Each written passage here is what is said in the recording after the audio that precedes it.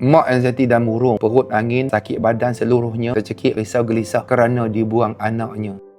Saya ada seorang pasien, makcik berumur 65 tahun datang daripada Terengganu. Mengadu sakit kepala, melayang, leher tegang, leher sakit, belikat sakit satu badan, belakang dia sakit, betis dia sakit, tekak dia sakit, perut dia sakit, berdebar-debar, sesak nafas, rasa lidah dia tebal.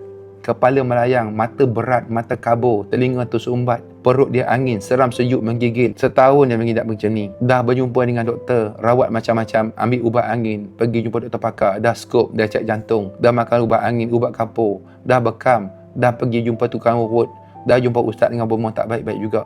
Dia kata nak jumpalah dengan Dr. Man, tengok dekat TikTok, kok boleh cuba, boleh hilang. Saya tengok simptom dia, saya kata ini macam simptom psychosomatic anxiety. Saya bagi kat dia ubat anxiety separuh biji. Alhamdulillah, selepas 15 minit dia punya simptom lidah tebal hilang, angin kembung hilang, leher tegang kurang, dada berdebar hilang, sesak nafas tu lega. Lepas setengah jam hilang semua sakit badan. Lepas 1 jam saya bagi dia makan mi dengan kopi. Sedapnya doktor, lamanya makcik tak makan. Dia kata, ya Allah ya Tuhan, makcik dah pantang lama tak baik-baik, gasik dengan angin tak baik doktor. Makcik ni kenapa begini makcik? Apa yang menyebabkan makcik stres ni? Rupa-rupanya dulu dia ada masalah, suaminya kena kanser. Lepas tu suaminya meninggal. Lepas tu dia risau pasal anak-anak dia.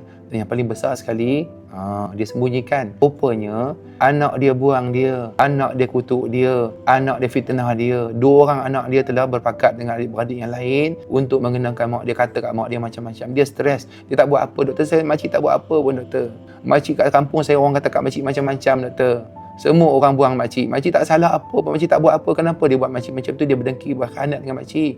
Dia dibawa oleh anak dia datang ke Damansara, anak kecil dia, anak lelaki dia. Dia datang sini, dia rasa lega, tenang sangat. Makcik jangan duk risau kenapa anak makcik begitu. Allah uji kita macam tu makcik. Makcik tak payah fikir masa dia orang, okey? Makcik datang duduk kat KL ni, duduk dengan anak. Nanti saya akan bagi ubat makan bila perlu. Makcik datang sini, makcik jangan duduk seorang-seorang, pergi kerja ringan-ringan. Tenangkan hati, jaga kawan-kawan ke. Ya doktor. Makcik datang duduk sini, makcik tak boleh berkawan dengan orang. Makcik tak nak fikir pasal anak-anak tu dah. Makcik sedih sangat doktor. Makcik akan duduk dengan anak bongsu makcik ni, anak lelaki. Makcik nak lupakan semua masalah. Makcik sabar ya. Makcik doa yang baik-baik untuk anak makcik tu. One day insya-Allah mudah dia orang sedar.